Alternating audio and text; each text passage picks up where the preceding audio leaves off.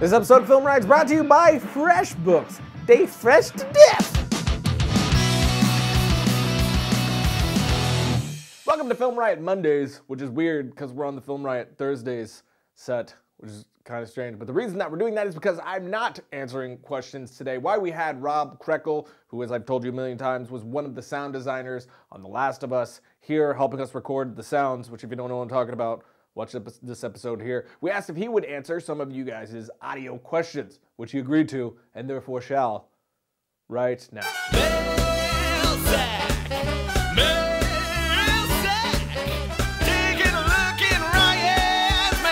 Hi, I'm not Ryan. First question. There's basic color correction you do to almost all your footage to start, curves, adjustments, etc. Is there anything like this you should generally do to all your audio? A certain EQ or pass or anything? Really, it depends on what you're going for, but generally speaking with production audio, you're gonna do a certain amount of EQing right off the bat. You're gonna do what's called a low cut filter, and basically that all that does is trim off the low end of the sound of the voice. You don't necessarily want that with your location sound. A lot of the times it's gonna eliminate things like rumble that you may get from the boom pole shaking or trucks passing by outside or somebody shifting their weight. It's a lot of sound that you don't actually want in your dialogue. And a lot of it is inaudible unless you're listening through better speakers. So that's an easy way to kind of bring the quality of your dialogue up. What's the best way to get audio for a long shot? Where's the mic when the camera is panned out so far? So there's multiple answers to this question. It really depends on what your director wants. So I would say, first off, ask your director and see what they expect. If it's a scene where a character is in the distance and is yelling towards the camera or away from the camera or to a character off screen, you're probably gonna want the mic to be where the camera is. And that way, when the actor yells and projects his voice, you're gonna get the sound of him being far away. Alternatively, if you have an intimate conversation happening between two characters, you may want to use a lav mic, and that way you're able to pick up that intimate conversation without having your actors unnaturally yell or project in order for your microphone to pick up the sound. How can we prevent location audio from having that cheap reflected quality? Oftentimes that cheap reflective quality comes from the space you're shooting in, and a lot of the times you don't have a choice in what that space actually is. You can try to deaden the room by adding sound blankets to off-screen walls and floors, but if that's not an option, you may want to try a different microphone technique. A boom is going to pick up more reflectivity than a lav mic. Lots of productions tend to use multiple microphones, so a boom and 2 lavs or 3 lavs, depending on your actors, is going to give you more options when you come to your final mix. How did you come up with the sounds for the game The Last of Us, especially the clickers? They haunt my dreams. I love the game and the soundtrack and just marvel at it. Well, first of all, I didn't come up with all the sounds in The Last of Us. It took a village of sound people and programmers and directors and integrators and artists to make the game, and it's a hugely collaborative effort, just like film. That being said, the clickers are actually all human noises. There's no animals, there's no special processing.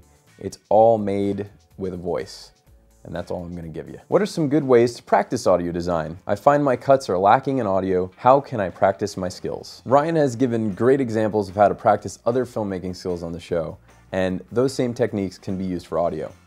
Find a scene in your favorite movie that you think sounds amazing. Remove all the audio from that scene and try to replicate it with your own sounds. And then do it again where you try to improve upon those sounds. And then do it again where you do something completely different. It's a great way to practice.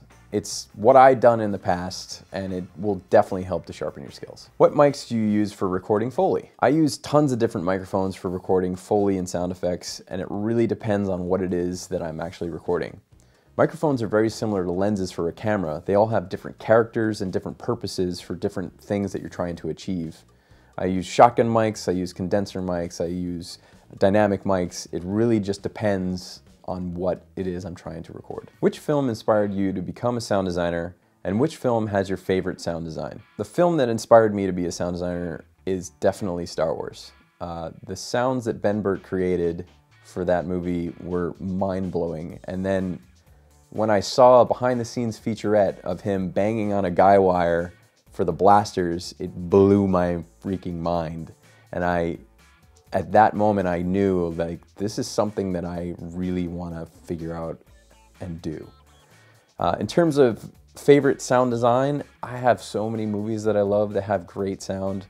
Some that come to mind are Saving Private Ryan, amazing, Jurassic Park, obviously, Star Wars again, and there's just too many to name because there is some really, really impressive sound design out there. What are your headphones of choice? My headphones of choice are a Beyerdynamic 770 Pros. The reason why I like them is not necessarily because they're the best sounding headphones. They are great sounding headphones, and they're a little on the expensive side, but the comfort level on those is unmatched in my experience. I can wear them for many, many hours and not get tired from wearing them. A lot of headphones that you'll find, even if they sound great, if you wear them for 4 hours straight, your ears start to really hurt. And these don't do that to me, so they're my favorite. Last question. What sorts of audio challenges do you really love? I love all types of audio challenges. They all have their own fun and discovery that happens when undertaking them. If I needed to be specific, I would say the hardest is probably creatures.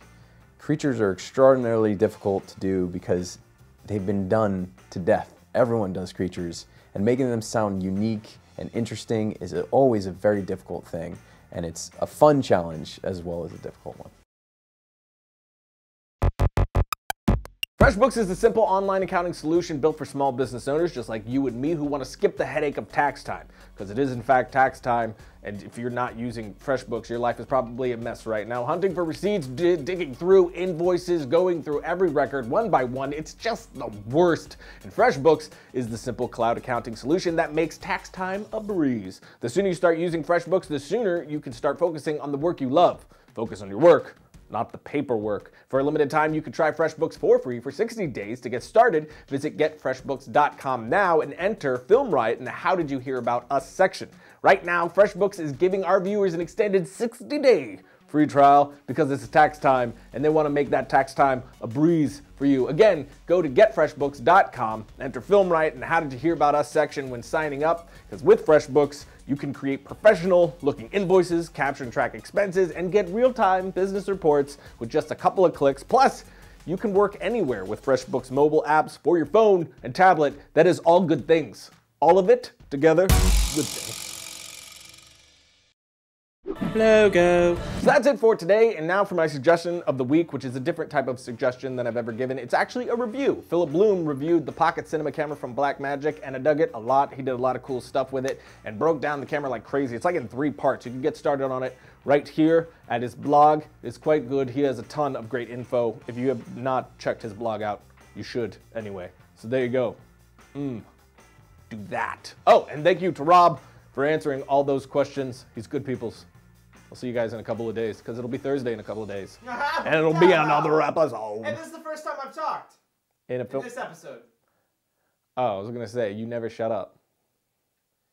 Ah, good. Glad to be here. I feel like I should walk off, No, but that doesn't... Stay there. Just go down. Go downward. Why are you doing that? It's like the thing that... You're still talking though. Oh. It's a little weird now. Yeah, I'm kind of just crouched down looking at you. It's really awkward. Yeah, I feel like I'm pooping on the floor.